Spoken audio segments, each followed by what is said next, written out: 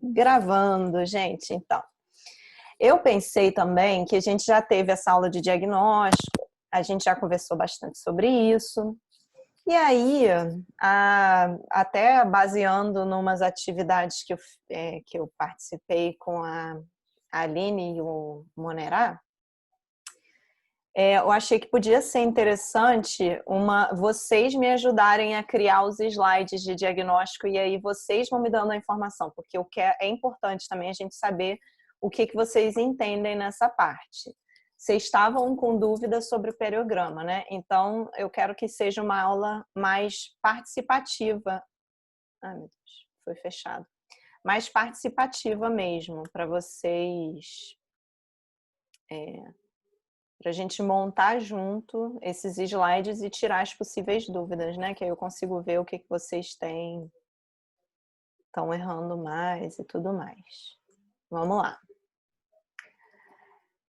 O que vocês me dizem sobre esse parâmetro do índice de biofilme visível?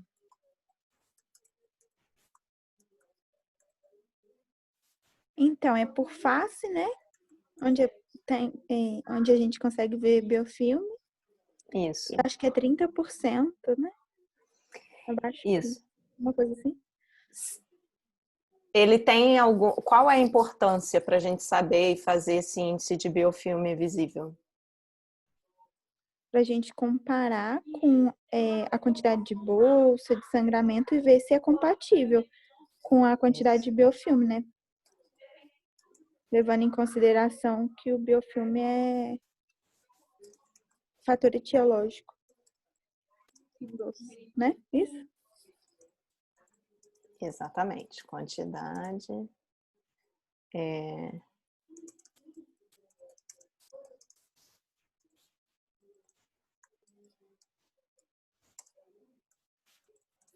importante a gente calcular para verificar a compatibilidade da quantidade de biofilme com a destruição periodontal. Exatamente.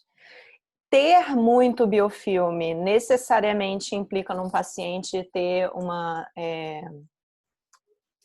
situação oral pior, uma inflamação gengival, por exemplo. Se eu calcular e vejo que tem acima de 30%, eu necessariamente classifico esse paciente com gengivite? Não. Não, né?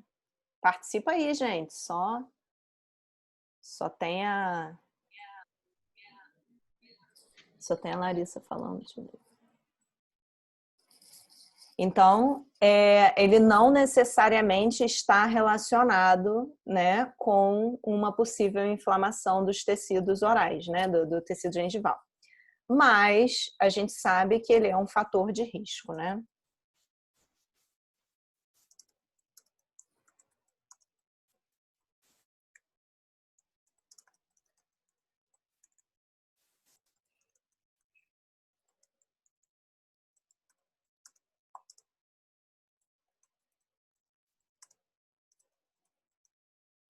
É isso, né? Alguém tem mais alguma coisa para acrescentar?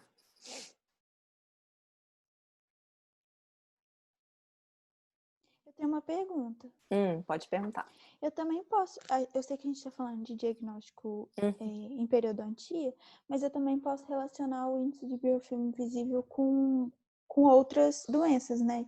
Por exemplo, a cárie ou outras doenças.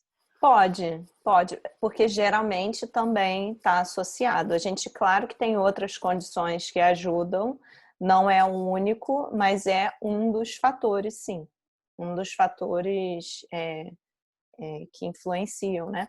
Mas tem gente, por exemplo, que tem um índice de biofilme alto, mas não tem uma alta atividade de cárie, né? Então depende de outras coisas também, né? Outros fatores que a gente já viu. Não é o único, mas pode estar relacionado, né?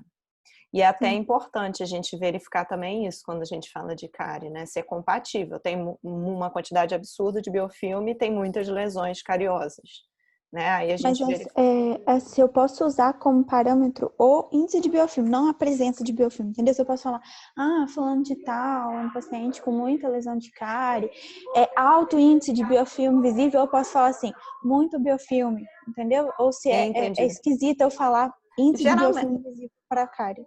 Mas geralmente, é porque geralmente o índice de biofilme visível está relacionado aos exames periodontais, né? Mas você pode falar sim. Eu não vejo um problema, assim, de Verdade. falar.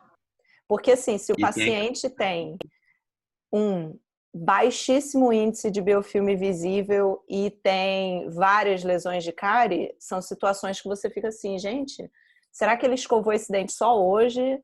Ou será que isso é recorrente? Ele realmente tem um baixo índice de biofilme e pode ter alguma outra condição que influencie e deixa ele mais propenso, né? Enfim. Acidez na cavidade oral por um fator sistêmico, alguma coisa assim que não esteja relacionada. Aí, uma baixa quantidade de biofilme ainda assim seria o suficiente para gerar essa lesão de cárie. Mais ou menos parecido como a gente vê também quando a gente fala de periodontite, né? Não necessariamente o paciente tem muito biofilme e tem muita destruição, né? Então é isso. E tem aquela situação, né, do paciente também que chega com baixo índice de biofilme visível, mas você percebe que tem sangramento gengival, que tem inflamação gengival, que tem gengivite. Às vezes é aquele paciente que deu aquela caprichada na escovação antes do dentista, né? Então achando que vai enganar a gente. Então, É fica de isso. olho. Alguém mais tem algum comentário? Em relação ao índice de sangramento gengival.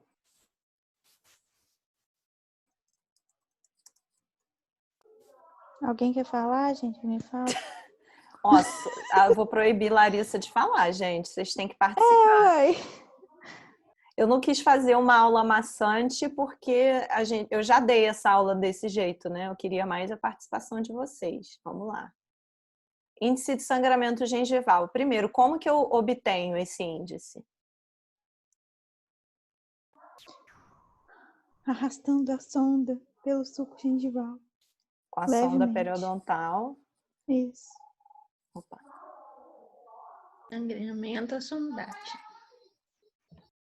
Oi?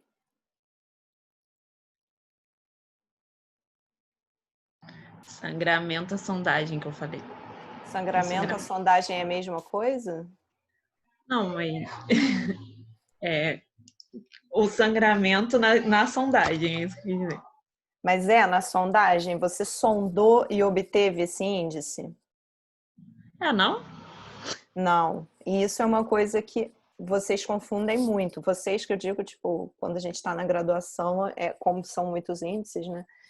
É muito confundido isso. O índice de sangramento gengival é aquele que a gente, com a sonda periodontal,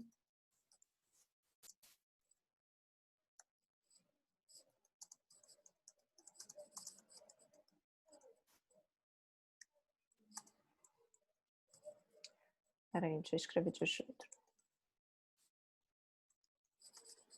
Inserir levemente a sonda periodontal no sulco gengival.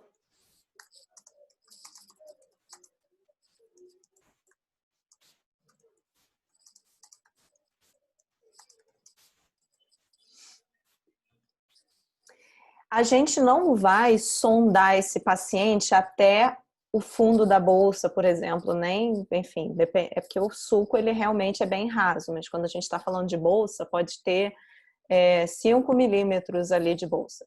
Para fazer o índice de sangramento gengival, você não vai inserir no fundo da bolsa.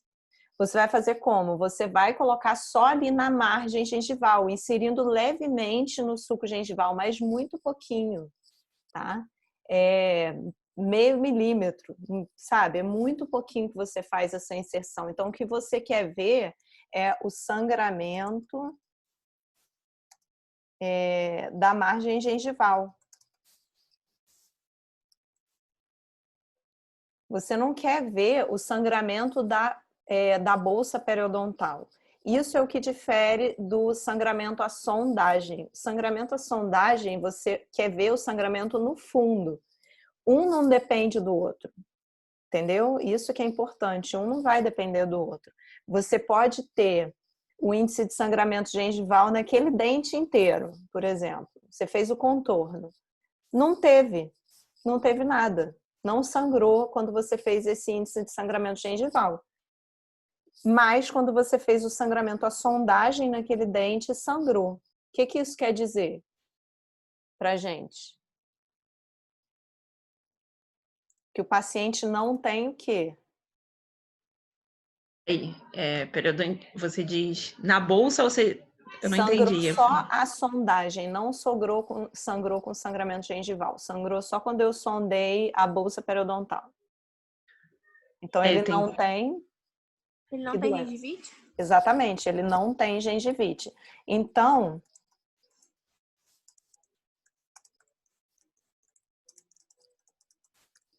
a gente pode dizer que o índice de sangramento gengival é um indicador da presença de gengivite. Lembra disso? Se tiver maior do que 10%, a gente considera esse paciente com gengivite. Tá? É óbvio, se for menor do que isso, a gente não considera, porque sempre é muito difícil você ter aquela saúde periodontal onde não tem nenhum pontinho de sangramento gengival. Então, se considera ainda com saúde se você tem menos de 10%, né, dos sítios com gengivite. Agora, se você tem mais, você já entra nessa categoria de com gengivite, tá? Então, quando você quer diagnosticar a gengivite, é isso aqui que a gente vai ver, ó. Tá? É isso aqui que a gente vê. O índice de sangramento gengival. Pode ser que vocês encontrem também ISM, que é o índice de sangramento marginal. Mas como no de vocês eu acho que fica como ISG, eu botei assim, tá? Vocês têm alguma dúvida em relação a esse índice? Esse aqui não pode confundir. Esses dois são os que vocês fizeram em diagnóstico, tá? Vocês não fizeram sangramento à sondagem em diagnóstico. Vocês fizeram só esses dois índices iniciais para checar se o paciente tem gengivite ou não, tá? Isso é uma coisa que acontece. Às vezes o paciente tem a periodontite, mas ele não tem a gengivite. É só o fundo da bolsa que está tendo sangramento, né? Então é possível que isso aconteça. Natália, Oi. levando em consideração, né, diagnóstico de gengivite, a respeito, assim, isso também é mais geral. Quando o fator irritativo que vai levar a gengivite não for o biofilme, por exemplo, clareamento dental, aí a moldeira não segurou e aí vai fazer uma irritação na gengiva. Também é a mesma manifestação, assim, é a mesma característica da gengivite. Também, o ISG também é um método diagnóstico para isso? Então, que é? em geral, Sempre fica quando a gente está falando dessa gengivite que a gente faz o exame, a gente está falando mais relacionado ao biofilme. Quando a gente observa essa gengivite por outros fatores, né, você pode também dizer assim, fazer por meio desse índice, saber se ela é localizada ou se ela é mais generalizada, mas a gente não usa tanto esse exame. Você remove o fator etiológico. Às vezes, por exemplo, você fez o clareamento de consultório e aí causou uma inflamação em um sítio ou um dente só, que foi onde escapou o gel, né? Ou a gente tem menos casos, mas é possível dessa inflamação com a moldeira, né? Não é tão grave, né? Digamos assim, porque o gel é menos concentrado, mas você pode ter esse caso, se a pessoa ficar usando e não para mesmo com aqueles sinais, né? Então, você pode ter essa gengivite, sim, causada pela moldeira de clareamento, né? Por clareamento. Esse índice de sangramento pode ser feito também. Em geral, a gente observa muitas características clínicas da gengiva do paciente também para fazer esse diagnóstico e a anamnese, né, para ter o conteúdo. das informações completas para dizer, né, qual o fator etiológico para remover. Se não é o biofilme, por que está com essa gengivite? Ah, estava fazendo clareamento. Aí você vai saber e vai passar para o paciente. Aí depende, porque o paciente pode chegar para você e você não ter essa informação inicialmente, mas ele, em geral, você tem que buscar essa informação para ele relatar para você. Obrigada. Nada. Mais alguém, gente? Tem algum comentário, alguma dúvida, alguma coisa que faltou aqui?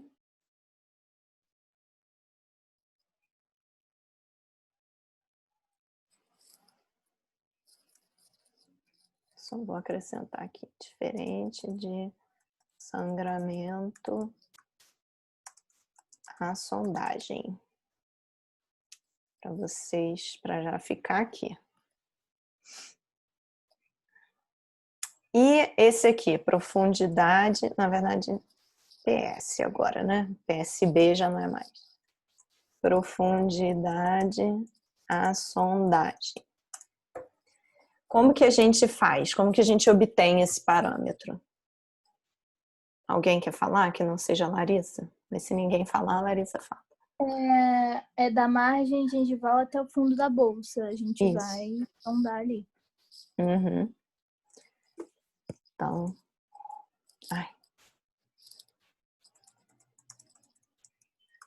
a gente usa a cera periodontal e sondar da margem gengival ao fundo da bolsa.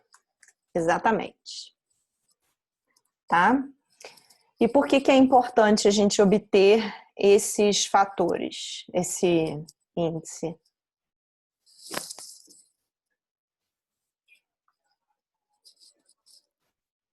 Ele está relacionado ao quê?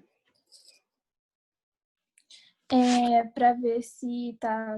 A gente pode ver também se tá sangrando e se a bolsa tá muito funda, né? Uhum. Tá mais relacionado ao sangramento, à sondagem, isso, né? E se a bolsa tá profunda, o que significa? Em que isso vai implicar no meu tratamento?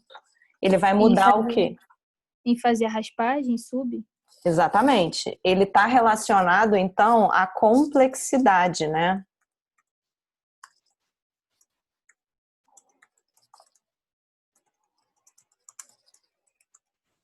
Então, a gente relaciona muito ele à complexidade do tratamento. Se eu tenho bolsas de 4 milímetros para tratar, é uma coisa. Se eu tenho uma bolsa infraóssea, se eu tenho uma bolsa de 8 milímetros, é outra dificuldade que eu vou ter no meu tratamento. Então, Natália, oi, diga. eu tenho uma dúvida.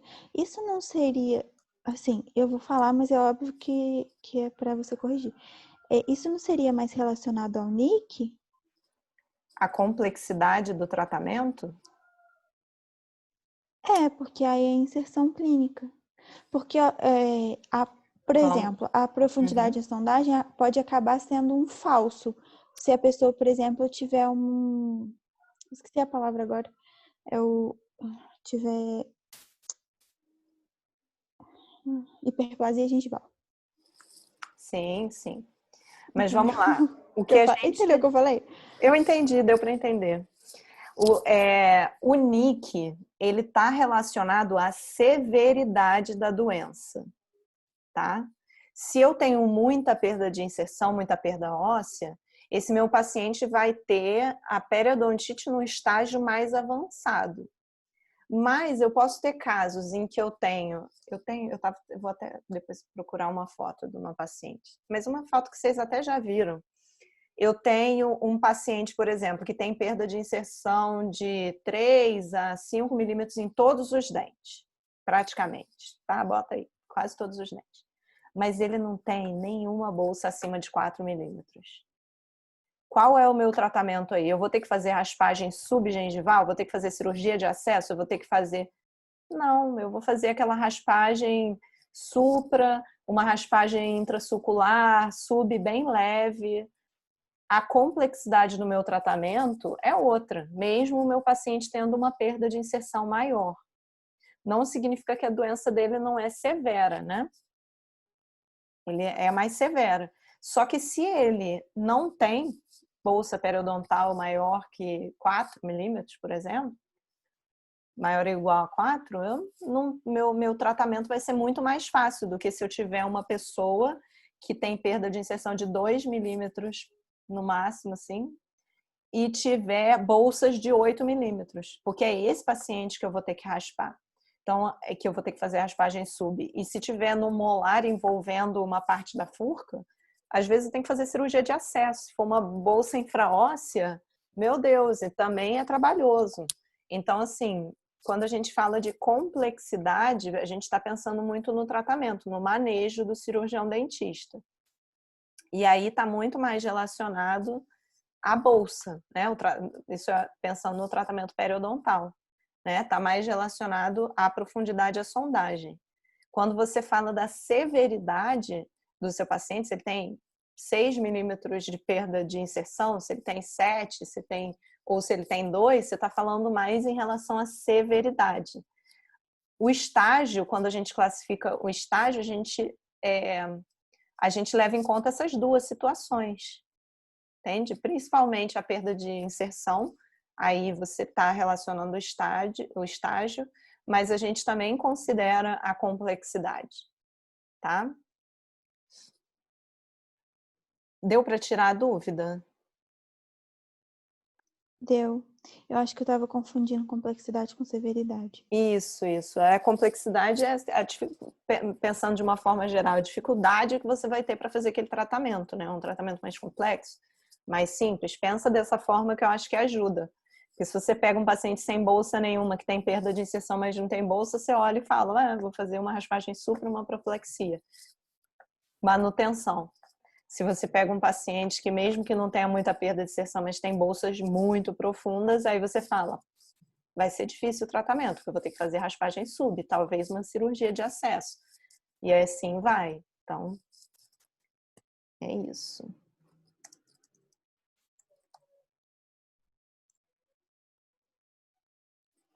Tá? Faltou anotar alguma coisa aqui? A questão dos 4 milímetros. Ah, sim.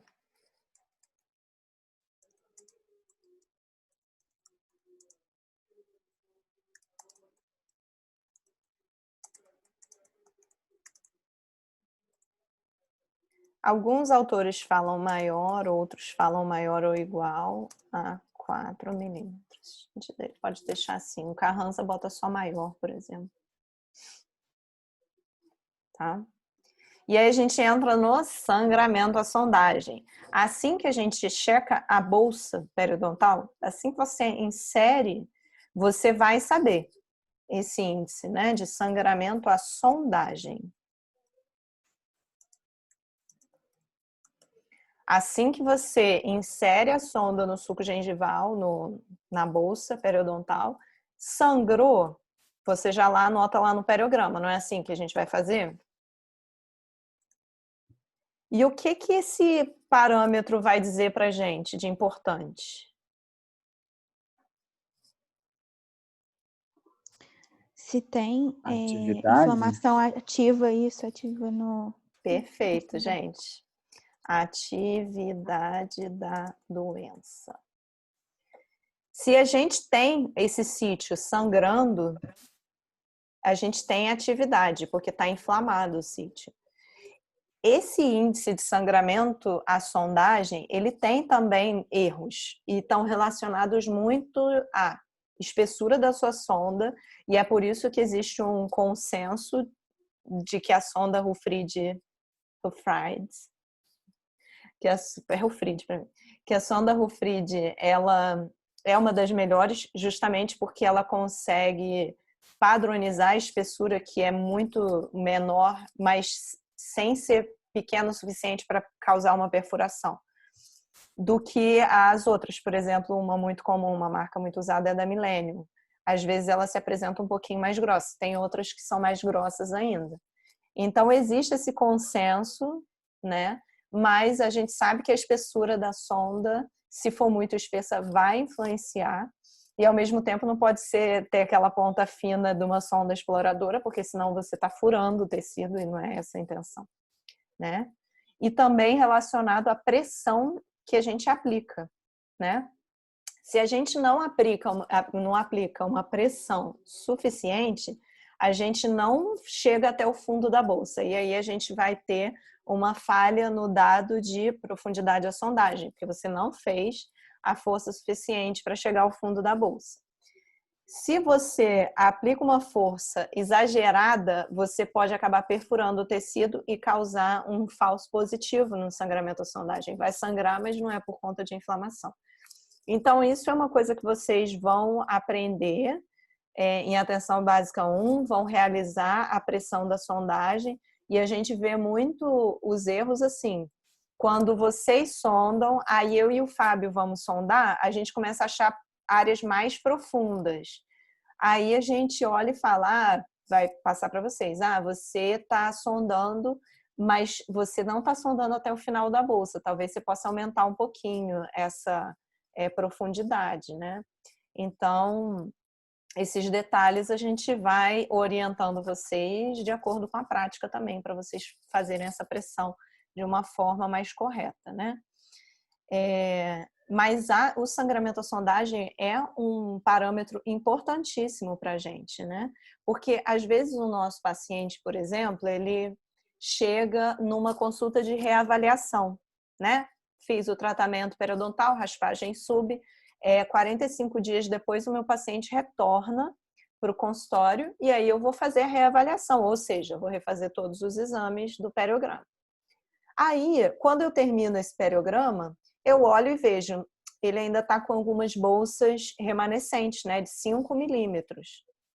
Mas será que isso significa que eu ainda tenho que fazer entrar na raspagem subgengival de novo, enfim, refazer o tratamento, falar que ele ainda está com a atividade da doença? Ou será que está cicatrizando e aquela bolsa, às vezes era de 7 milímetros, já reduziu para 5? Né? Às vezes é isso que está acontecendo, ele ainda está em processo de cicatrização. E eu vou saber se eu tenho que investir num tratamento ainda não cirúrgico para continuar, né, para paralisar a doença, eu vou saber pelo sangramento à sondagem. Se esse sítio estiver ativo, eu sei que eu preciso fazer essa raspagem novamente. Se ele não estiver ativo, eu vou marcar, não, então, como você não é um paciente com alto risco, eu vou ver você na próxima consulta em 3 meses, por exemplo. Aí ele vai voltar, você vai refazer os exames e aí vai poder checar se houve uma cicatrização melhor ainda ou se esse paciente ainda, se esse sítio reativou, né? Se ele está ativo novamente, aí você vai fazer o tratamento. Então, ele é um parâmetro muito importante para a gente nesse sentido. Tá? Ele vai dizer a atividade da doença, se o sítio está ativo, se o sítio está inativo, né? Se está em recuperação ou não, tá? Deu para entender direitinho, gente?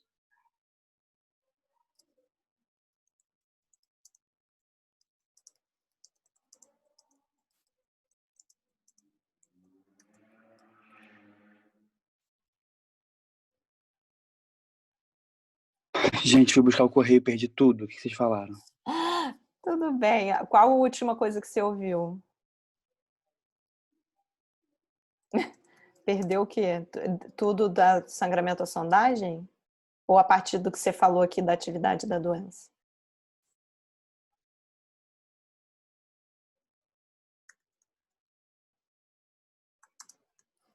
Cadê o Mikael? Sumiu, foi guardar o correio. Vamos seguindo, então. Qualquer coisa depois eu repito. Mas alguém tem alguma dúvida, gente, de profundidade de sangramento à sondagem? Alguma coisa que a gente não pode sair hoje sem entender esses parâmetros. Natália, Oi. eu parei. Você falou que você e o Fábio às vezes pegam e a gente não foi até o final. E aí... Tá. Eu perdi esses 2 últimos tópicos aí. Tá. Esse aqui foi você que falou, você não perdeu, não. Ah, não, é. Esse aqui eu só botei porque ele é feito durante a hora que você está fazendo o exame de profundidade à sondagem, né? Eu botei agora só para completar ali. E o que eu estava falando sobre o atendimento clínico é que a profundidade, que a pressão que a gente realiza quando a gente faz esses exames tem que ser de uma forma cuidadosa, porque se a gente aplica pouca pressão, pode falhar nesse exame aqui de profundidade da sondagem, tá? Porque a sonda não chega até o fim da bolsa. E aí, nesse momento, é o que eu falei, que eu e o Fábio, quando vocês começam a fazer os exames, a gente refaz tudo. A gente tem que refazer, porque eu preciso saber se vocês estão tendo dificuldade, se vocês... se eu e você fez o seu exame, e aí tiver uma diferença entre o meu exame e o seu de 1 milímetro, tudo bem, acontece. 1 milímetro é aceitável de uma diferença de um profissional para outro. Mas se essa diferença for grande, eu preciso saber se você está errando, o que você está errando para você consertar. E aí, como eu e o Fábio, a gente tem mais prática, a gente já aprendeu, sabe fazer aquela pressãozinha necessária. E aí, por isso que é assim que funciona, né? Quando a gente corrige vocês nos exames. E aí, com o tempo, eu vou falar lá, olha, esse sítio aqui eu achei 4, você achou 2. Bota aqui a mão, sente, tá vendo como que é a pressão? E você vai aos poucos aprendendo, né? Eu só dei esse panorama de como a gente faz na clínica. E o oposto também pode acontecer, de vocês pressionarem demais e sangrar um sítio que, na verdade, ele sangrou porque você rompeu o tecido, porque você fez muita força. Tá? Então tem que tomar cuidado. Tá. Isso, na verdade, é mais comum quando o sítio é muito... Quando é um sulco, né? Quando é uma área que não tem uma bolsa profunda, e aí a gente vai tentando encaixar uma sonda que, por exemplo, é mais espessa e acaba gerando um sangramento. Então a gente tem que tomar cuidado com isso. Natália, Diga. esses exames doem no paciente? Sim, incomoda. Tem paciente que sente mais dor do que outros pacientes que não se incomodam muito. Então, assim, a gente faz. Se o paciente estiver numa situação de extremo desconforto, a gente não vai, às vezes não termina e faz depois. A gente faz algum sítio, por exemplo, já teve casos de paciente com sítio de 9 milímetros que a gente não conseguia. Entra um pouquinho e não consegue até o final. E aí a gente anestesia em uma outra consulta para concluir o exame. Então, assim, é uma coisa que acontece, a gente não conseguir finalizar um exame porque o paciente está sentindo dor, tá? Infelizmente, porque é um exame que, sondar, né? É um exame que pode ser dolorido. Mas tem casos que o paciente está lá com a bolsa de 10 milímetros e você sonda até o final e ele, tipo, não reclama, não expressa muita dor, né? Eu sempre gosto de me comunicar com o paciente. Se você sentiu um incômodo que realmente sente que está incomodando muito, a gente só me avisar. E aí é sempre bom deixar ele ciente disso, né? Porque quando o paciente começa a pular muito, você nem consegue fazer de forma eficiente. Então pode ser feito um exame, os exames complementares com radiografia, você fala, melhor eu sondar então, já que a gente sabe que tem grande probabilidade de ter uma bolsa periodontal profunda ali, a gente sonda e já faz o tratamento, a raspagem. Então a gente acaba fazendo essas coisas se precisar. Idealmente você faz antes. Tinha faltado mais alguma coisa que eu não falei para o Mikael? Até esqueci. Falei da espessura das sondas também, né? Mas isso eu ouvi, isso foi antes. Ah, tá, foi antes. Tá, então acho que é Natália, isso. depois você coloca em negrito o que a gente tira de informação de cada exame, igual você colocou no primeiro. Ah, sim. Aí a atividade da doença, por exemplo. Isso.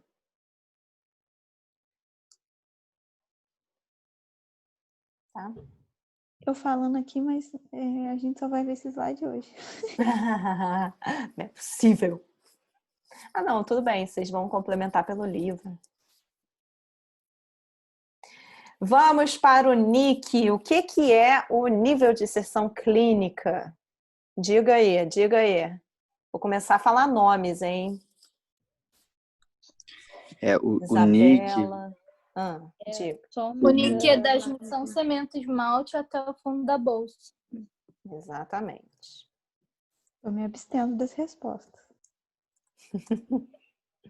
JCE, todo mundo sabe.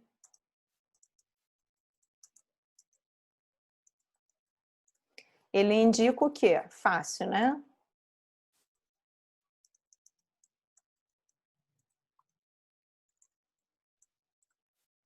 Eita.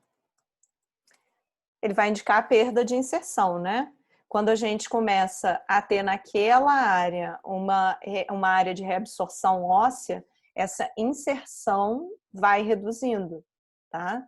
A inserção do dente vai reduzindo, certo?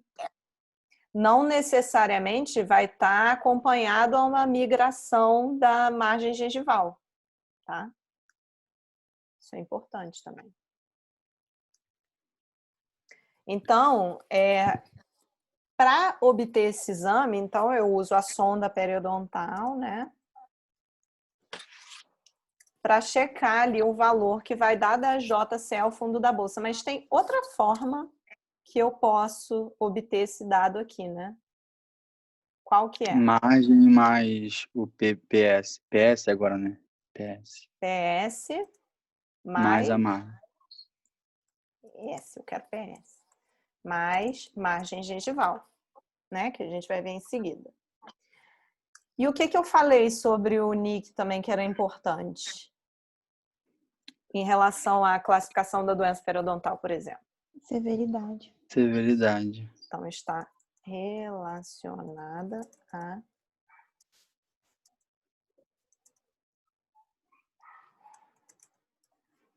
da periodontite. Então, está relacionada à severidade, né? A profundidade, a sondagem está relacionada à complexidade e a perda de inserção, a severidade. Tanto que, quando você quer fazer o diagnóstico de periodontite, o parâmetro é esse, né? Lá no diagnóstico, por exemplo, é uma coisa que está sendo feito ou vai ser implementado, que é o quê? Quando você tem, para eles não precisarem fazer, obviamente, na aula de diagnóstico são inúmeros exames, e esse exame tem uma maior complexidade, então ele tem que vir para a atenção básica 1 e não ficar no diagnóstico, mas lá se faz uma sondagem ali das áreas interproximais só para checar a perda de inserção, né? O nível de inserção clínica. E se tiver perda de inserção de mais de 2 milímetros, tá? De 2 milímetros ou mais, em 2 sítios interproximais não adjacentes, ele já é encaminhado com aquele aviso ali de necessidade de passar pelos exames periodontais, né, para fazer esse diagnóstico, tá? Então, o nível de inserção é o que vai dar para a gente isso, iniciar esse diagnóstico de periodontite. Aí a gente vai mudando os estágios de acordo com as informações mais relevantes, né? Mas em todos eles a gente vai ter a perda de inserção. De 1 a 2 milímetros, estágio 1. De 3 a 4 milímetros, estágio 2. Estágio 3 e 4, a gente já tem perda de inserção de 5 milímetros ou mais. Mas todos eles têm essa perda de inserção, né, que é importante. Tá? Tanto que... Natália, não é importante colocar isso dos sítios não adjacentes, fazer todos? Colocar aqui na aula, se diz? É. Colocar o quê? Não sei. Tá. Pode ser.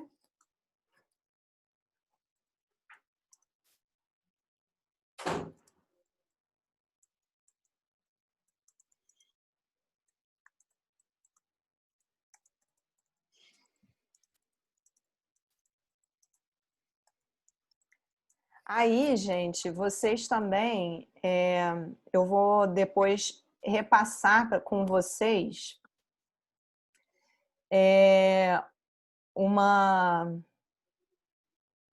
tô tentando abrir aqui também para passar para vocês depois, Porque tem aquelas tabelas que eu fiz para vocês, que eu acho que ajudam muito. Só que eu não estou achando aqui. Mas você passou. Eu passei já, né? Passou. Aquela de marcar X? Também. Não, mas eu tenho as tabelas. Ah, a de marcar X tá no... Eu acho que tá. Tá abrindo aqui o Moodle de vocês. Pronto, abriu aqui. Eu acho que tá lá no final. Vocês vão ver lá no penúltimo item, tá assim, nova classificação das DPs. Tem a tabela tabelas nova classificação e tem ficha checklist. Depois vocês vão lá, porque a tabelas nova classificação, a checklist é uma coisa mais prática, mas a parte de tabelas, eu abri aqui. Deixa eu ver se eu consigo. Essa parte de tabelas, eu consigo? Novo, aqui. Acho que vai dar. É isso, vocês estão vendo aqui? Essa parte de tabelas, ela vem com aquele resumo bem resumido, tá vendo? Saúde clínica, sem perda de inserção, nananana. Saúde clínica, gengival e periodonto. Aqui tá falando mais de gengivite e saúde. Quando a gente fala da periodontite, só tem, depois eu vou até consertar esse estágio, que é estágio, né?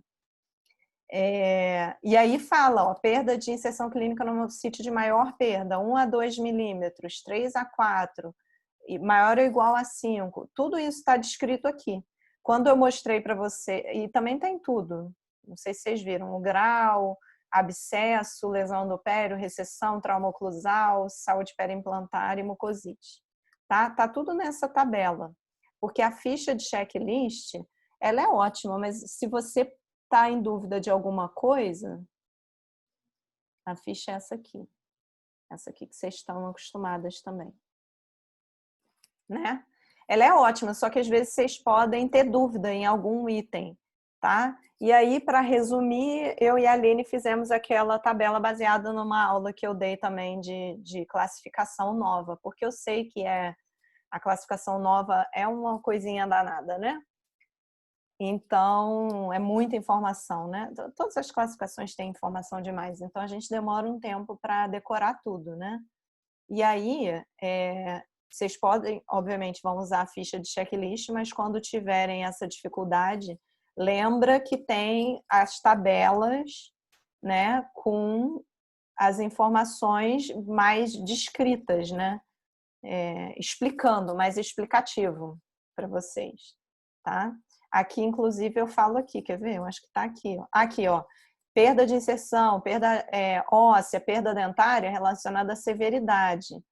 Profundidade de bolsa, PS agora, né? Complexidade do tratamento. Padrão de perda óssea relacionada à complexidade do tratamento, né? Então, isso é interessante para vocês verem também, se vocês tiverem dúvida. Vamos voltar para a aula aqui. Alguém tem dúvida ainda sobre o nível de inserção clínica?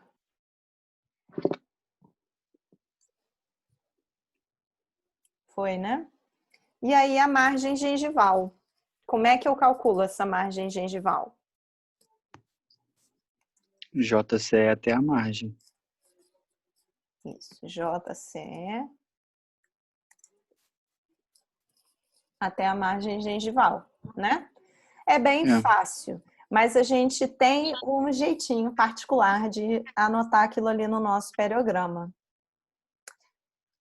Como é que é? Porque a JCE até a margem gengival pode existir duas situações aí.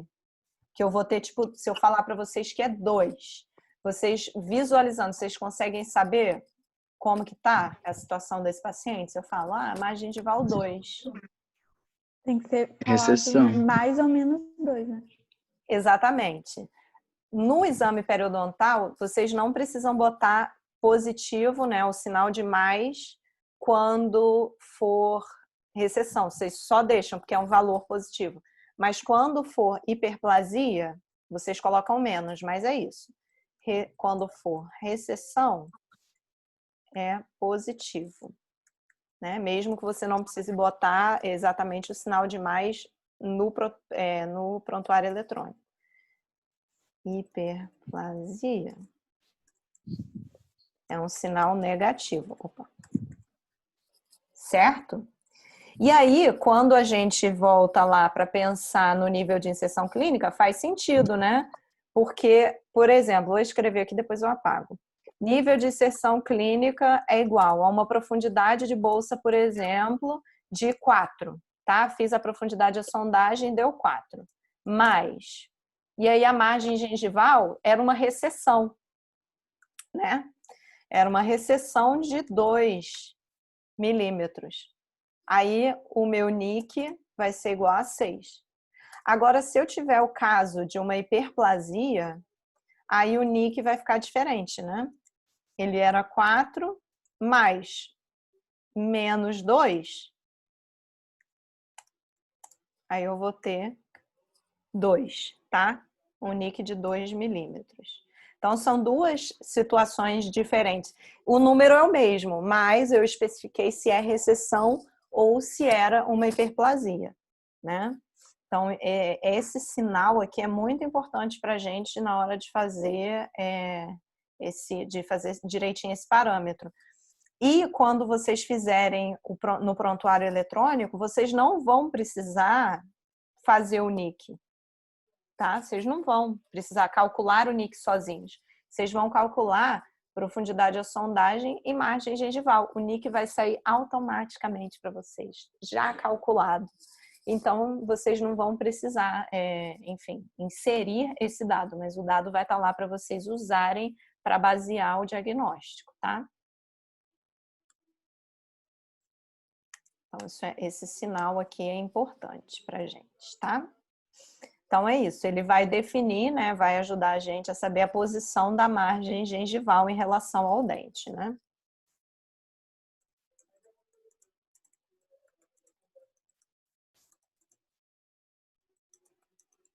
Se a gente está numa situação em que ele está posicionado corretamente, né? Se a gente está numa situação que está posicionado acima, né? Envolvendo a grande parte da coroa, o paciente está com hiperplasia, alguma coisa assim, ou se ele está com uma recessão, enfim, esses dados são importantes também, tá? Gente, vocês têm dúvidas nisso aqui? Pelo amor de Deus, tirem as dúvidas, não tem problema, eu volto quanto vocês precisarem.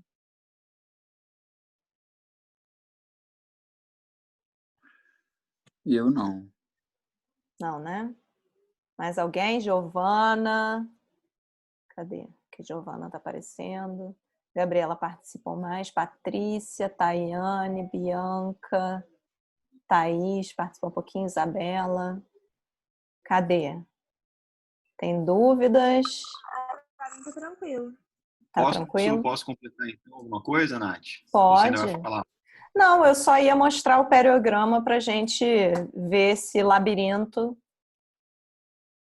Se vocês... para ver se todo mundo entende como funciona ele, o preenchimento. É sobre isso, Fábio? Ou eu falo isso aqui antes? Não, pode falar. É sobre esse conhecimento aplicando e comentando com o paciente. Né? Explicando. Sim. Beleza. Eu vou então terminar essa parte, aí você beleza, fala. Esse periograma é uma representação do periograma de vocês, né? Isso aqui não é assim que vocês vão preencher o periograma, mas o periograma vai sair dessa forma para vocês, quando vocês receberem e quando a gente for imprimir o relatório. Para preencher, vocês não vão ficar aqui cruzando, né? Enfim, no computador fazendo isso. Ele vai dar como se fosse aquele odontograma que vocês já fizeram, tá? Os sítios, enfim, vocês vão preenchendo na fileirinha, né? É um jeito mais fácil de preencher, mas quando o relatório imprime, ele imprime assim. E é a partir disso aí que vocês vão definir, né?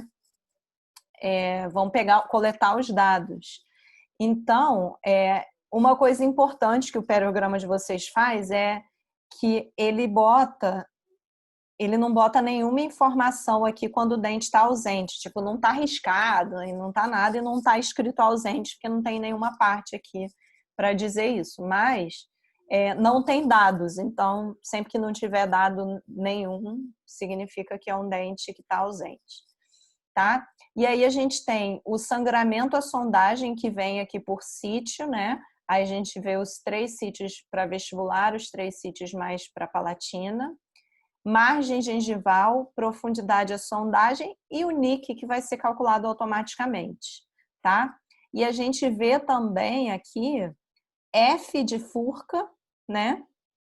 Que vai estar aqui dizendo se é a furca qual grau, e a mobilidade também vai estar lá, tá? No exame de vocês, certo? Então, claro que tem dente que não tem furca, vocês não vão botar o dado e é isso, tá? Nem aparece, porque aqui é mais fácil. Ele fica como 0, eu acho. Mas aí vocês conseguem ver todos esses dados a partir daqui. Aí uma coisa que eu sempre falo para fazer, que eu acho um jeito prático, é marcar com um marca-texto ou circular com uma caneta colorida, vermelha, sei lá, os valores de sítios que vocês vão precisar raspar. Porque aí fica uma coisa mais rápida. A gente entrega isso impresso para vocês, aí no tempo que vocês tiverem, né, o auxiliar pode ir indo já marcando, né, as bolsas de 4 para cima, para saber que aqueles são sítios que a gente vai ter que fazer uma raspagem subgengival. E pode marcar também se teve o sangramento à sondagem ou não, tá? E o NIC vai estar aqui, né, o nível de inserção, para auxiliar a gente na classificação também, tá? Vocês têm dúvida, gente, de visualização desse periograma? Eu sei que ele é uma coisa de louco, né? Porque é informação pra caramba. Deixa a gente cabelo em pé. Mas vocês têm alguma dúvida ainda sobre a visualização, agora que vocês sabem o que são os parâmetros e para que servem? Não, eu acho que a gente só tem que ver na prática mesmo como é que vai sair. Porque assim, Justo. sabe o que ia me ajudar a desmistificar o periograma? Eu vendo alguém fazer o exame em pelo menos um dente, sabe? Colocando a sonda, tirando a sonda, escrevendo resultado. Que daí eu ia entender, sabe? Que eu não consigo metabolizar o periograma. Não sei se Mas a gente vai fazer assim, quando a gente chegar no momento de fazer o exame. Eu gosto de fazer assim. Você vai ter que fazer o periograma. Aí eu vou sentar, vou pegar um dente de fácil visualização, porque não adianta eu também escolher o dente 18, por mais que eu saiba que o 18 é mais difícil. Se eu escolher o dente 18, às vezes você não consegue ver o que eu estou fazendo. Então, em geral, eu pego o incisivo, que é um dente mais fácil, mas ele é mais fácil de você ver também como eu estou fazendo. E aí eu posiciono a sonda e faço o exame nesse dente e vou falando para o auxiliar e o auxiliar vai anotando. Eu faço isso em um dente e depois você vai fazendo nos outros. Vai chegar nos posteriores, você vai ter alguma dificuldade às vezes. E aí você vai me chamar e aí eu vou fazer o exame no posterior e aí você vai seguindo em frente. Então, em geral, eu faço isso, porque se eu fizer, por exemplo, um exame inteiro, meu Deus, na boca do paciente, chega no final, enfim, é mais difícil depois para você, é mais difícil não, é um tempo muito longo de cadeira para o paciente, né? Eu não poderia deixar você fazer de novo para depois eu reconferir, enfim, é difícil. Então, eu geralmente faço isso, faço em um dente para te mostrar como é, você começa a reproduzir. Teve dificuldade? Me chama o auxiliar, pede para o auxiliar me chamar, eu vou lá e explico como que é. A maior dificuldade inicialmente é realmente na inclinação da sonda. Quando você pega essa inclinação, sabe onde é o sítio, eu também vejo muitos exames feitos em que o sítio disto vestibular, por exemplo, não é feito na proximal, porque esse é um sítio feito procurando o máximo da proximal possível, só que por uma vista vestibular. Então, tanto que tem exames que são feitos com 4 sítios só, vestibular, palatino, mesial e distal. Porque a pessoa, quando vai saber, ela entra pela vestibular, pela distal e pega o maior valor. Tem lugar que faz isso, que preconiza isso. Né?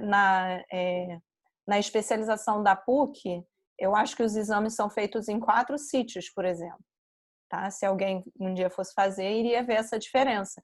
Mas você escolhe, Mas vestibular. como que você vai colocar a sonda na proximal se tiver dente de um lado e de um outro? Pois é, isso eu vou explicar para vocês como faz. É por isso que você tem que sondar vestibular e lingual, porque é difícil você saber exatamente ali achar essa proximal. Porque tem um dente atrapalhando do outro lado, tem um contato proximal. Tá? Por isso que a gente mede dos dois lados, mas existem equipes que trabalham, ou dentistas que trabalham com 4 sítios porque eles anotam só, não significa que eles não sondam pela vestibular e pela lingual, mas eles anotam só o de maior profundidade, tá? Mas a gente anota tudo, porque a gente acha importante ter esses dados também, pra gente, né, não confundir, tá? Então é isso. Mas vocês vão ver na prática. Eu vou mostrar para vocês como que faz essa sondagem, tá? Não precisa... É óbvio que vocês ficam preocupados e ansiosos, né? Já era pra gente... No mundo ideal, a gente já estaria concluindo, né? Mas a situação não permite, né? Então... Mas, assim, em relação a isso, vocês vão ter essa demonstraçãozinha, assim. Nem que eu sente o Fábio na cadeira e faço nele. Professora, Cadê o Fábio para se manifestar? Diga. a gente vai ter que fazer teste de mobilidade também, todos os dentes, tudo isso, né? Vão. Vocês vão fazer. A mobilidade eu vou demorar também. horas para fazer isso, meu Deus. Sim. Você vai demorar uma consulta inteira na primeira vez.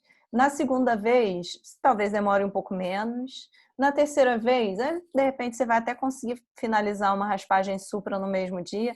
É assim, demora muito, gente. Demora. Infelizmente é assim.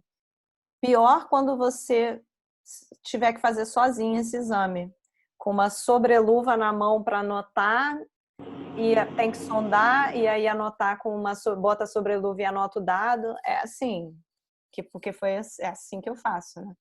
Então, Pode colocar um Holopack no lápis, não pode não? Pois é, mas aí a tua mão encosta no prontuário, né? A menos que você escreva assim. Isso eu também penso, sabe? Tipo, a minha luva tá encostando, eu não consigo escrever sem apoiar a mão. Então, fica aquela coisa de... É lento, é um exame que é demorado, sim. Mas com o tempo você vai pegando a prática e vai começando a decorar, né? Você não sonda um sítio e anota, você sonda 3 e anota os 3, entendeu? Com o tempo acontece assim. Mas a gente também, obviamente, vai dar aquela escaneada para ver se o paciente realmente é um paciente que tem doença periodontal, para saber se a gente precisa sondar ou não. Índice de biofilme, sangramento gengival, a gente vai fazer independente. Agora, o periograma, a gente vai fazer aquela sondagem, rastrear para ver se tem sítios com perda de inserção, com bolsas profundas, alguma coisa assim. Se a gente já acha 2 dentes não adjacentes, a gente já manda ver, tá? Então, em geral, é isso que a gente vai fazer. Diga. Posso fazer um pedido? 2? Pode. E 2. 3. 3. 3 mesmo. Só relembrar rapidinho, porque eu não sei se o que eu tenho na minha cabeça tá certo, mas eu também não vou falar, não acho melhor você falar. Classificação de FURC de mobilidade, porque eu acho que eu lembro, mas eu não tenho certeza como que é. E como que a gente faz? Sabe naquelas tabelas no checklist? Eu não sei se você colocou isso no final da aula também, né? É porque tá dando a impressão que já chegamos no final. Estamos chegando mesmo. Dica. Então, e como você colocou naquela tabela no checklist a questão de ver na radiografia a porcentagem do osso e tal, e eu não entendi muito bem isso, pra você explicar como que faz. Essa tabela aqui? Peraí. Não, aquela que você passou alguns minutos atrás. Essa isso. Aqui. Você quer ver o quê? Me perdi. Peraí.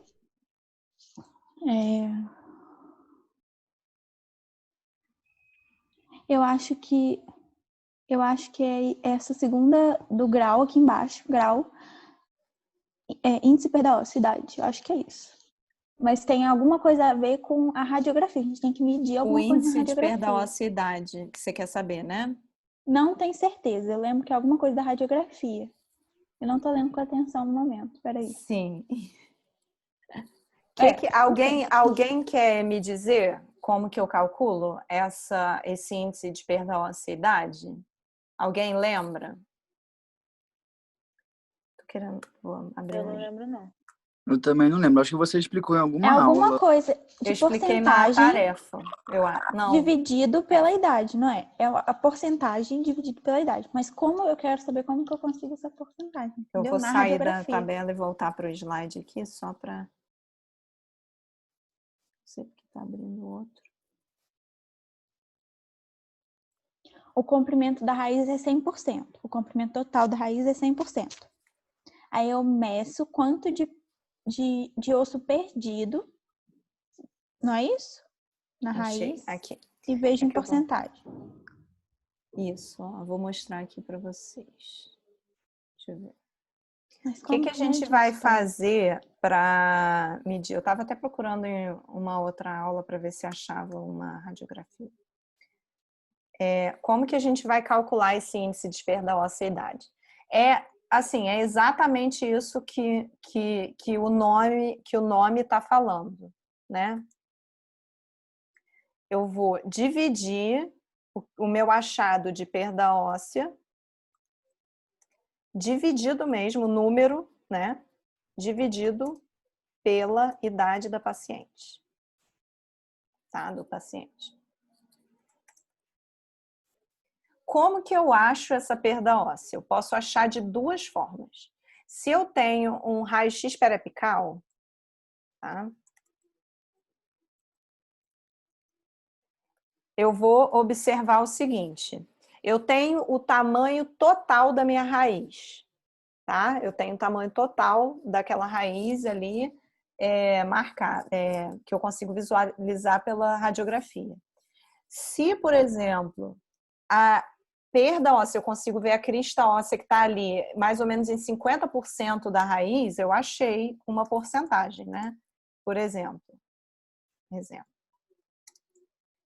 Que essa perda óssea envolveu 50% da raiz, né? Ou se minha raiz, eu vou usar 10 para ser fácil o cálculo. Se a minha raiz ali na radiografia eu vi que tem 10 milímetros e eu tive 3 milímetros de perda óssea, né? Eu posso dizer que ele teve 30%. Não é isso? De perda? Então eu vou ver pela porcentagem da perda óssea.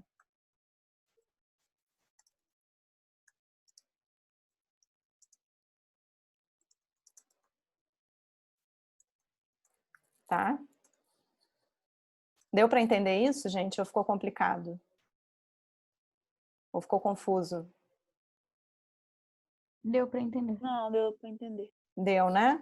É a porcentagem. Você vai medir na radiografia, lá o prontuário eletrônico de vocês, maravilhoso. Você bota lá o cursor, mede o tamanho, vê quanto de perda teve, calcula a porcentagem. Às vezes vai ter que fazer uma regrinha de 3, porque às vezes a raiz vai ser maior, né? Provavelmente aí você tem uma perda, enfim, vai fazer a regrinha de 3, vai achar a porcentagem.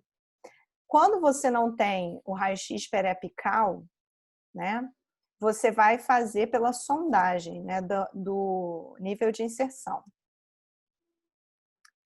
E aí, como é que a gente vai obter esse exame, né? Se eu tive perda de inserção de 2 milímetros, o Carranza diz para a gente colocar, aumentar um zerinho, né? Então, seria 20%. Então, 1% corresponde a 10, 2 a 20, 3 a 30, 4 a 40, 5 a... Claro que não é tão acurado, né? Tão correto, porque às vezes isso seria muito considerando uma raiz de 10 milímetros, né? Que não é o caso sempre. Então, mas quando você não tem esse dado, você calcula pelos milímetros, né? Seria um exame clínico, né?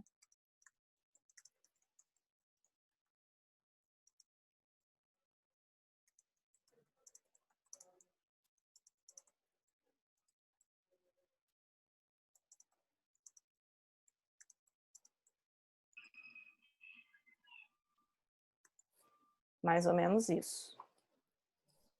Tá? Deu para entender melhor? Então, se eu tenho uma paciente que tem, eu adoro fazer cálculos fáceis, gente, 50% de perda, dividido por 50 anos, qual o fator? Acho que é 1.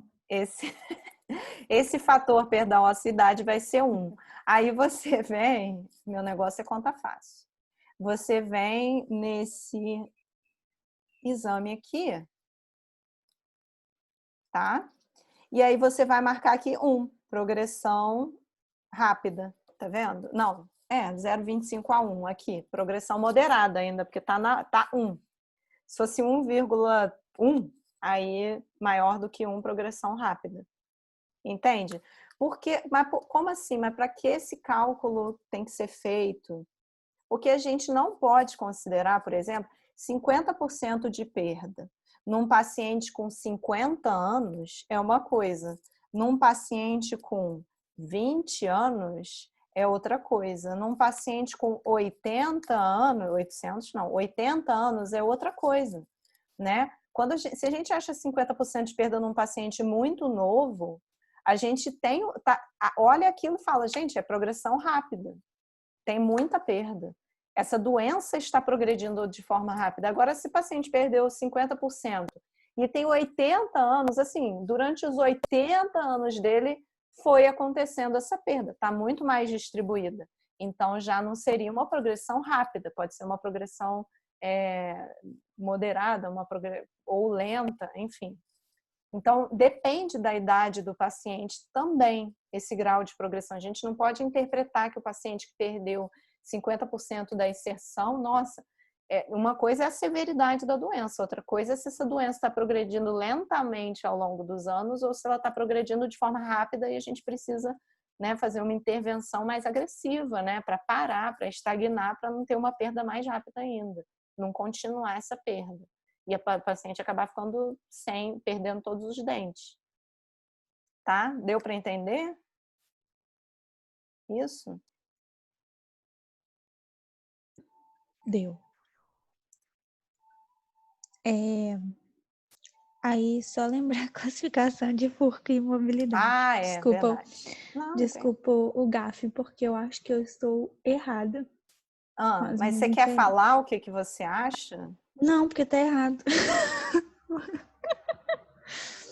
Você tem certeza porque, assim, que tá errado. Eu vou mostrar aqui para vocês. Na furca um tem... slide. Aí, ó, isso aí. Então, Porque na furca tem coisa de 1/3. Eu queria mostrar essa sonda aqui para vocês, que é a sonda de... Neighbors. Ela nem sempre tem essa divisão, né? Mas ela pode ter essa divisão. Quando a gente fala de grau 1, é menos de 1/3 da largura do dente. Como que a gente calcula? Usando essa sonda. Se a sonda passa até 1/3, né? Se não passa de 1/3, você tem grau 1. Se ela passa do que 1/3, mas não chegou até o outro lado, você tem o grau 2. E se ela vai lado a lado, você tem o grau 3, tá?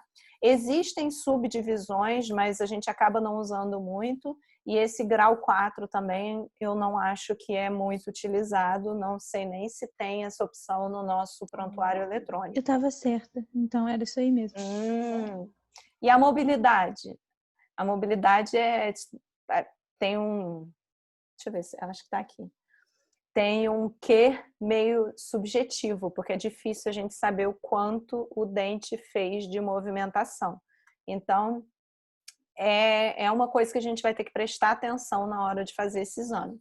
Mas quando você faz, sempre tem que ter 2 instrumentos, você não pode fazer com o seu dedo, porque o seu dedo, né, é macio e aí vai dar resultado errado. Então, a gente usa o cabo do espelho e o cabo da sonda, o cabo da pinça, alguma coisa assim que a gente consiga fazer a movimentação do dente. Movimentação de até 1 milímetro no sentido horizontal, grau 1, mais que 1 milímetro no sentido horizontal ainda, grau 2, e grau 3 no sentido horizontal e vertical, tá? Geralmente é um indicativo, grau 3, de que o dente não tem muita salvação. E Né, você estava errada. infelizmente. O que você pensou, Professora, Kiara? Não ri, não. 2 milímetros até 2 milímetros, grau 2 a 4, 2. Seria bastante coisa, assim, para um dentinho, né? Mas o grau 1 realmente é mais sutil, essa movimentação, né? eu tenho uma pergunta. Pode A perguntar. gente faz esse teste de mobilidade quando exatamente? Porque não é em todo mundo que a gente vai pegar e fazer teste de mobilidade. Pois é, Então, em que... teoricamente, no seu periograma, você vai ter que ter todos os dados de mobilidade, tá? Tipo, como se você tivesse visto em todos os dentes. Mas claro que isso pode ser feito de uma forma mais rápida, né? Pode ser até feito anotando num papel, por exemplo, porque aí você depois passa fazendo essa mobilidade em todos os dentes e só o dente, sei lá, 14 teve mobilidade grau 2, aí anota lá para depois passar, tá? Mas é isso, em teoria, você tem que ter o dado de todos os dentes. Para você ter o dado de todos os dentes, você teria que fazer em todos os dentes. Claro que se o seu dente não demonstrou, não tem nenhuma perda de inserção nem bolsa, é mais difícil estar associada a uma mobilidade, mas não é impossível. Às vezes outros fatores influenciam, né? O dente pode estar em trauma e não teve ainda uma perda óssea, né? Então, é importante a gente checar isso sim. Imagina eu saber o que é 0,2 milímetros. Gente, olha pela sonda. Pela pontinha da sonda também, você consegue olhar aquilo ali. Sempre, tipo, 1 milímetro é uma coisa muito pequenininha pra gente, olhando ali, né? Visão natural. Pois É é, uma coisa muito pequenininha. 0,2? Pois é. 0,2. Pois é. Olho de Porque paquímetro. antes disso é aquela mobilidade normal do dente, né? Até 0,25, enfim, do espaço do ligamento, enfim. Mas tem que ser um pouquinho maior. É difícil fazer esse exame, principalmente quando você está aqui. Quando você está aqui, no grau 3, facinho. Grau 2 também, porque é uma coisa menos sutil. Mas grau 1 é difícil mesmo. Aí vocês vão pegar assim. Tem mais alguma coisa que ficou faltando, gente, que vocês querem que eu passe para vocês? Tá na hora do Fábio falar, que ele falou que Tá fala. na hora do Fábio falar? Sei não, hein? Tá na minha hora? Posso falar? Pode. Certeza? Acho que já É isso? foi. Alguém tem alguma dúvida ainda nessa parte? Pode perguntar depois que o Fábio falar também. Tô Tá fechando bom, tudo vou aqui. falar então. Manda ver. Falo até de periodontia mesmo, né? Esse conhecimento que vocês estão adquirindo aqui em Atenção Básica 1, na verdade, vai ser aplicado para o resto da vida de vocês. Vocês estão estudando agora os índices, estão aprendendo e reforçando bem isso, o diagnóstico, a classificação das doenças, como fazer um periograma, que é um conhecimento profissional, né? Estritamente profissional. Uma coisa que um leigo ou um profissional de uma outra área não conhece, não vai saber. Mas a gente vai lidar com essas pessoas, com leigos, com profissionais de outras áreas, né? Então, vocês vão ter que simplificar um pouco desse conhecimento para que o paciente entenda o que está acontecendo com ele e que você explique como vai ser o seu tratamento e o que esse paciente deve fazer também para colaborar com o tratamento. Porque um tratamento periodontal ele não resume a sua atuação. Não basta você fazer um bom periograma, identificar os índices todos corretamente, fazer um bom diagnóstico, fazer uma excelente raspagem, que se o paciente não colaborar, nada disso vai funcionar. E essa é quase sempre uma das grandes frustrações dos periodontistas e dos dentistas em geral, né? Quando eles fazem lá um tratamento, se esmeram para fazer um tratamento com o paciente e esse aparentemente não valoriza ou não toma os devidos cuidados, porque também não entende a importância do tratamento e, enfim, fica naquela situação de enxugar gelo. E não é isso que a gente quer que aconteça, não com vocês, nem com o nosso paciente, nem com o resto da nossa vida. Então, muitas vezes vão ter que simplificar esse conhecimento que vocês estão adquirindo agora para poder passar para o paciente, explicar o que está acontecendo. Claro, algumas informações vão ser suprimidas, vocês não precisam chegar e explicar, por exemplo, o que é o nível de inserção, o que é a margem gengival, você precisa explicar isso, né? Mas mostrar para eles o que está acontecendo em relação ao tratamento periodontal. E o pensamento simplificado, ele tem duas possibilidades. Você pode ter um pensamento simplificado que é simplesmente raso mesmo, ou um pensamento simplificado que, na verdade, é o ápice do refinamento daquele pensamento, né? Você entendeu tão bem, de forma tão clara, que você consegue explicar de forma fácil para o paciente e para qualquer futuro paciente, né? Uma situação aconteceu comigo essa semana. Estava na farmácia, fui comprar pasta de dente e os vendedores lá da farmácia estavam discutindo qual pasta de dente que eles deveriam comprar para clarear o dente. Aí eu intervi, né? Cheguei lá, fui dar aula para eles. Né? Já estava um tempo sem dar aula online, que dar aula Oi, para tudo eles lá. bom? Meu nome é Fábio. Olha só. Com licença, Vamos que eu me conversar interrompi aqui. aqui. Prazer, eu sou Fábio Pinheiro. Me sigam, ativem o sininho. Mentira, mas isso. Mas expliquei pra eles ficavam amarradões, ficavam lá felizões, sabe? E assim, eu também não. Eu tava pra voltar no consultório, não tava com um cartãozinho lá, senão eu já deixava o cartão no consultório, ó. Aproveita e vai lá no consultório e me vê. Entendeu? Já faz uma certa propaganda. Mas o mais importante que eu quero passar para vocês é isso. Que vocês devem entender o que é o tratamento periodontal, o que é a doença periodontal, seja gengivite ou periodontite, como que o nosso organismo reage de forma bem simplificada, né? Por que um paciente com índice de biofilme visível tem uma gengivite e outro não tem? Ou por que um tem uma periodontite e outro não tem, sabe? A gente tem que entender de forma bem global também e simplificada a periodontite e a periodontia, na verdade, para poder explicar isso para o nosso paciente. E também explicar para ele a importância do autocuidado, da higienização, do fio dental. Cada vez mais óbvio para mim, como o paciente não passa o fio dental, não gosta de passar o fio dental. Então, é uma questão de hábito. Você tem que explicar isso para ele, que no primeiro momento ele vai perder 5 minutos passando fio dental. Na verdade, menos que isso.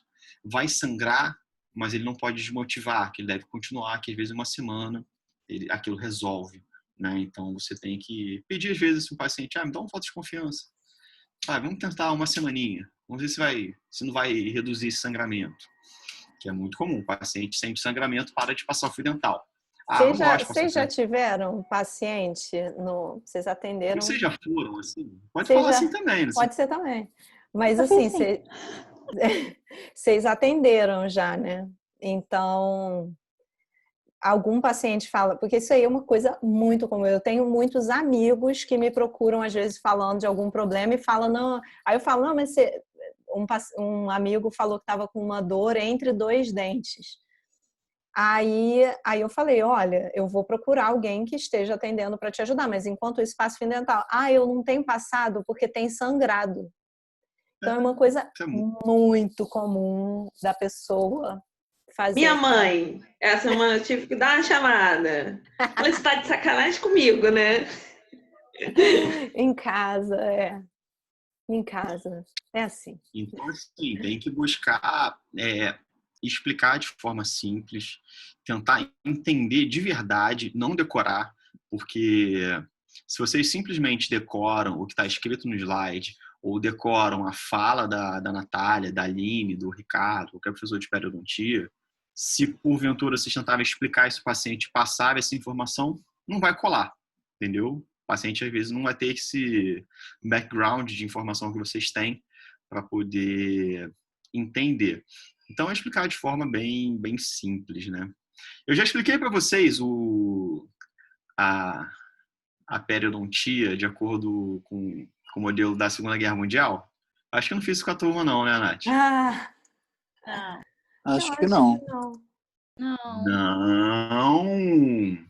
Marcinho entrou agora, vou aproveitar e vou explicar isso também. Aproveitar que o Marcinho tá aí. Marcinho. Gente, desculpa, pô, mandei Pode mensagem no ser? grupo errado.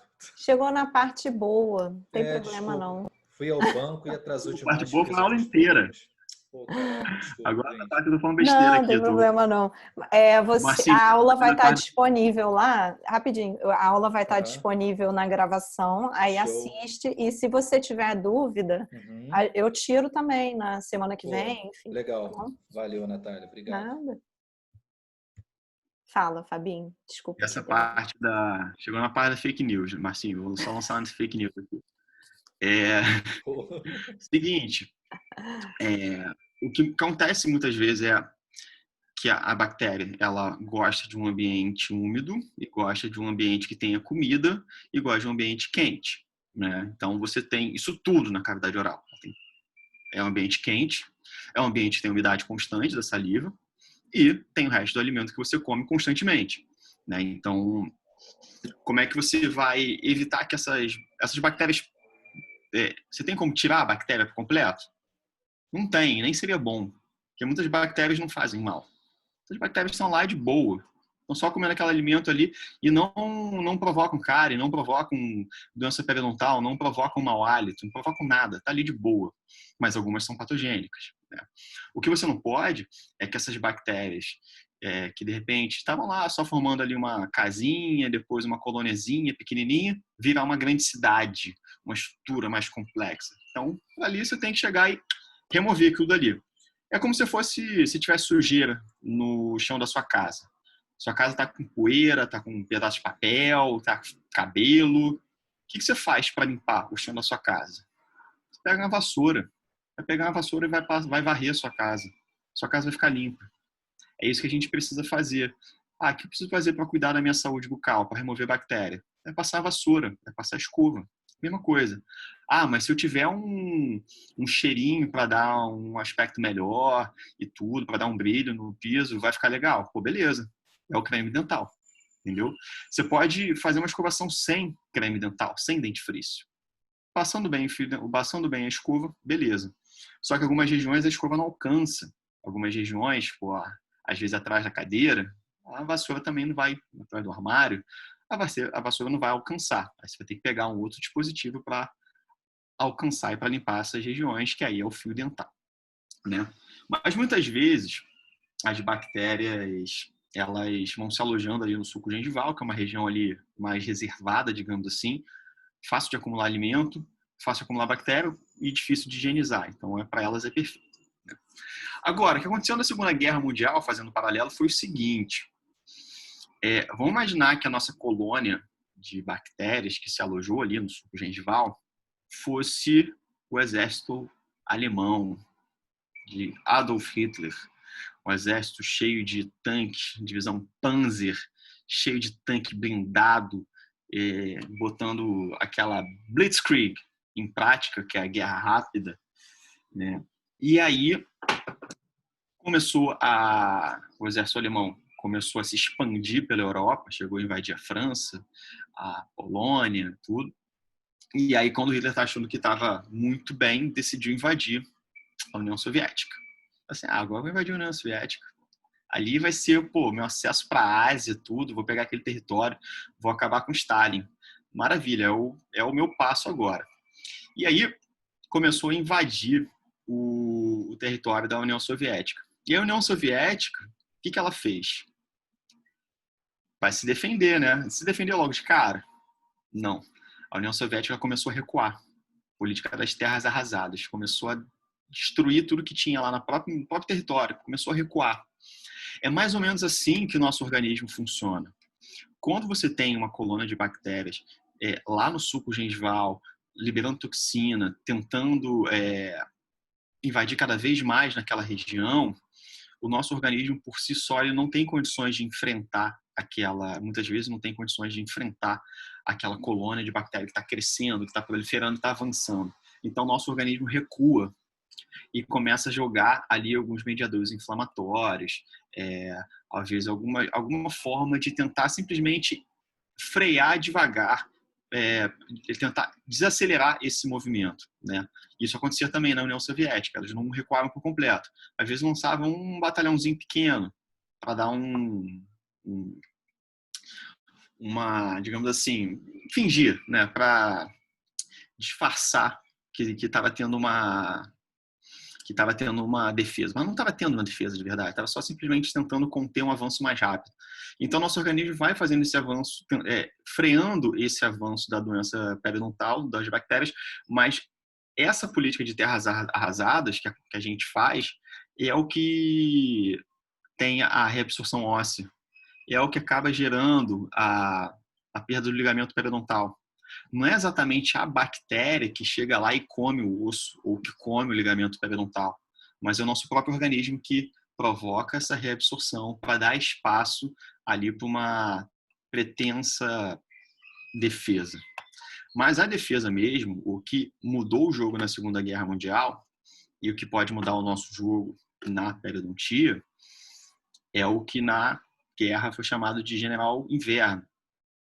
Foram os meses de novembro, dezembro e janeiro. Porque a Alemanha tentou invadir a União Soviética no inverno europeu. E a gente sabe que a União Soviética, a Rússia, é um frio desgraçado. Então, com aquela temperatura muito baixa, o exército alemão começou a definhar. Eles começaram a morrer e não tinha mais recursos ali de comida. Eles não levaram tantos recursos. A região completamente congelada e as terras arrasadas, tudo quebrado e os rios contaminados também. Então, eles não conseguiam ter fontes de nutrientes. Então, o exército começou a definhar e ficou fraco, até o momento que a União Soviética foi e deu contra-ataque. Então, assim, o nosso contra-ataque, quem vai chegar e definhar esse avanço da colônia de bactérias é justamente nosso tratamento periodontal, é justamente nossa cureta. É justamente a gente, nós dentistas, que vamos chegar a invadir e remover, enfraquecer essa colônia de bactéria, né? Então, a gente vai atuar nesse sentido. Depois, o nosso organismo vai acabar se recuperando, mas também nem tanto. Não consegue recuperar aquilo que perdeu, por exemplo, aquela reabsorção óssea, você recupera às vezes 1 milímetro, muito pouco. Tem alguns poucos casos relatados que você tem uma recuperação um pouco maior, mas não é comum. Então, é preciso que a gente atue para evitar que essa própria defesa do organismo de terras arrasadas seja prejudicial para o nosso próprio organismo. Então, a gente tem que agir o quanto antes para evitar esses problemas, né? Então, essa foi uma das formas que eu aprendi sobre a doença periodontal, como o tratamento periodontal funciona, fazendo esse paralelo com a Segunda Guerra Mundial. Não tem nada a ver, né? Mas eu gostei, adorei essa explicação. Então, sempre passo para vocês. Alguma dúvida? Sobre a Segunda Guerra Mundial. Legal, muito legal. Muito bom. Também achei. Pô, valeu aí, Fábio. Alguma dúvida sobre a Segunda Guerra Mundial também? História? Eu aprendi um pouco mais, viu? Show. Quer alguma dúvida sobre história também? Estou aqui, ó.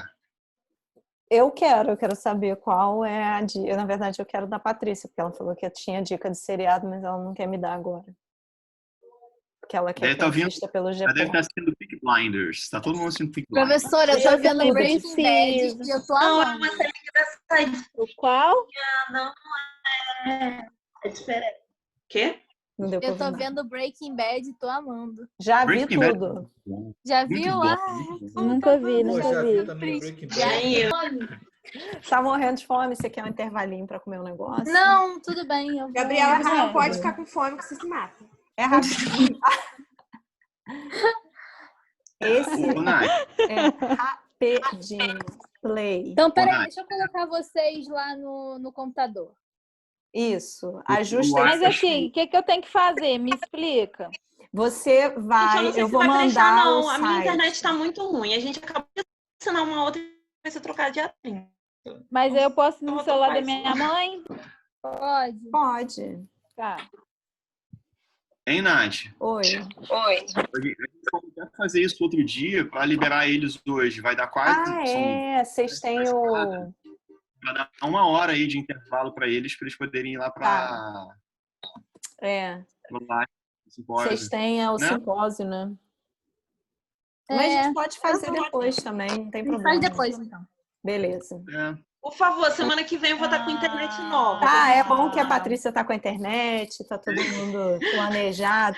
Então, semana que vem tem a apresentação dos trabalhos. Se der depois no final, a gente faz. Se não, também é um joguinho, dá para adiar também. Tá bom, show. Beleza, então.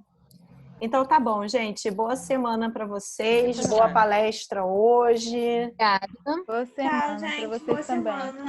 Se alimentem. Tchau. Beijos. Valeu, gente. Beijo, galera. Cuidado, hein, Gabi. Beijo, tchau. Beijo, gente. Vou Valeu fechar. pela dica.